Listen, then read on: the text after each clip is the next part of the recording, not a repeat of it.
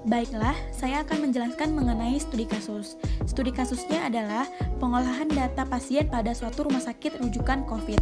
Pada rumah sakit ini, pasien yang mungkin datang yaitu pasien umum atau pasien COVID. Cakupan pada studi kasus ini hanya pada pengolahan data pasien COVID. Saat pertama datang, pasien menuju bagian resepsionis untuk melakukan proses pendaftaran. Pasien diperiksa langsung atau di swab test oleh dokter untuk mengetahui status positif atau negatif. Dan untuk mengetahui apakah pasien akan diisolasi di rumah sakit atau diisolasi. Langkah-langkah membuat IRD. Yang pertama, menentukan entitas yang terlibat. Entitas adalah suatu objek atau konsep yang dapat diidentifikasi dalam lingkungan pemakai. Biasanya disimbolkan dalam bentuk persegi panjang. Yang kedua yaitu menentukan atribut termasuk atribut kunci dan atribut multinilai.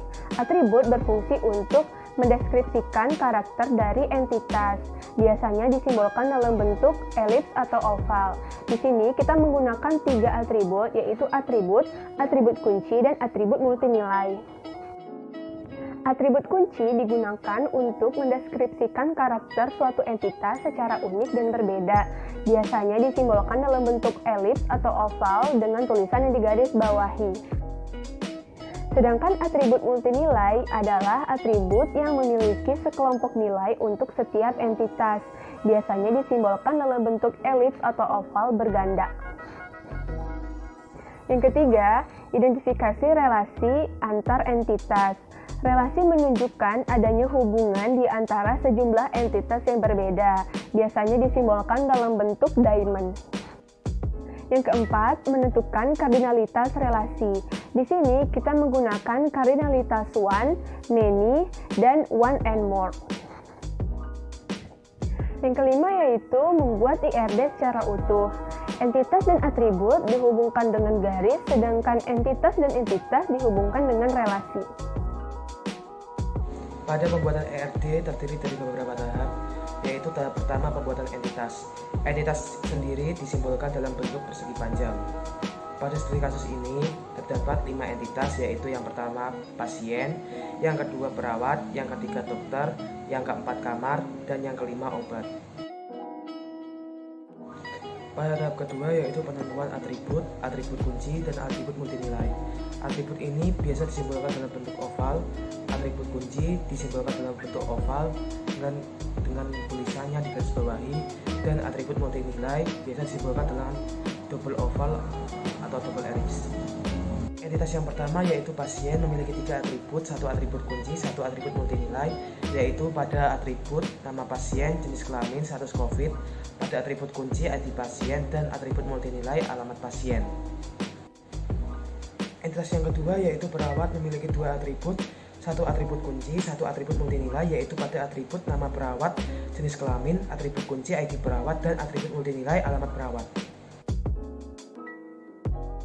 Entitas yang ketiga yaitu dokter memiliki 2 atribut, 1 atribut kunci, 1 atribut multinilai, yaitu pada atribut nama dokter, jenis kelamin, atribut kunci ID dokter, dan atribut multinilai alamat dokter. Yang keempat yaitu obat memiliki 4 atribut dan 1 atribut kunci, yaitu pada atribut nama obat, jenis obat, tahun produksi, masa berlaku, dan atribut kunci yaitu kode obat. Dan yang terakhir entitas kelima yaitu kamar, memiliki 4 atribut dan 1 atribut kunci, yaitu pada atribut nama obat, jenis obat, tahun produksi, masa berlaku, pada atribut kunci yaitu kode obat. Tahap 3. Identifikasi relasi dan kardinalitas relasi. Untuk unsur-unsur relasinya yaitu menempati, menangani, mendampingi, konsumsi, menentukan, dan merawat. Kardinalitas relasi. Yang pertama yaitu pasien menempati kamar. Relasinya yaitu one or more to one. 1 atau lebih pasien akan menempati 1 kamar. Yang kedua yaitu perawat mendampingi dokter. Relasinya yaitu one or more to one. 1 atau lebih perawat akan mendampingi 1 dokter. Yang ketiga yaitu pasien mengkonsumsi obat. Relasinya yaitu one to one or more. 1 pasien akan mengkonsumsi 1 atau lebih obat. Yang keempat yaitu dokter menangani pasien. Relasinya yaitu one to many. Jadi satu dokter akan menangani banyak pasien. Selanjutnya yang kelima, dokter menentukan obat. Relasinya yaitu one to one or more. Satu dokter akan menentukan satu atau banyak obat. Yang terakhir, perawat merawat pasien. Relasinya yaitu one or more to many. Jadi satu perawat atau lebih akan merawat banyak pasien.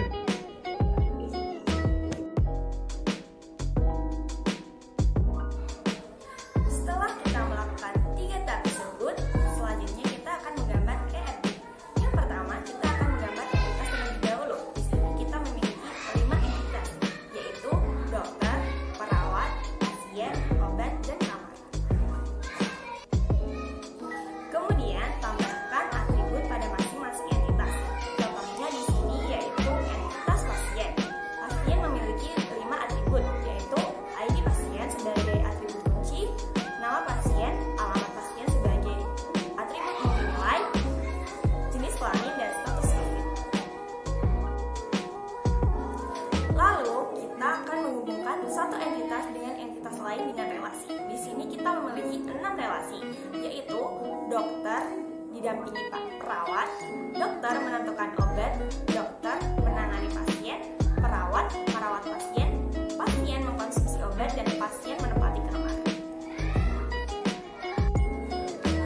Jangan lupa perhatikan kardinalitas pada masing-masing entitas dan relasinya, seperti dokter dengan perawat. Dokter dapat didampingi oleh satu atau lebih perawat, sehingga kardinalitas dokter 1, sedangkan kardinalitas perawat 1 or more.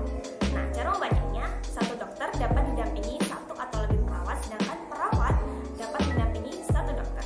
Contoh lain pada dokter dengan pasien. Satu dokter dapat menangani banyak pasien, sedangkan pasien ditangani oleh satu dokter, sehingga kardinalitasnya dokter 1, sedangkan pasien many. Nah, ERD-nya sudah jadi. Jadi, begitulah langkah-langkah, tahap-tahap, dan penjelasan atribut ERD dan entitas. Sekian dari kelompok kami. Terima kasih. Assalamualaikum warahmatullahi wabarakatuh.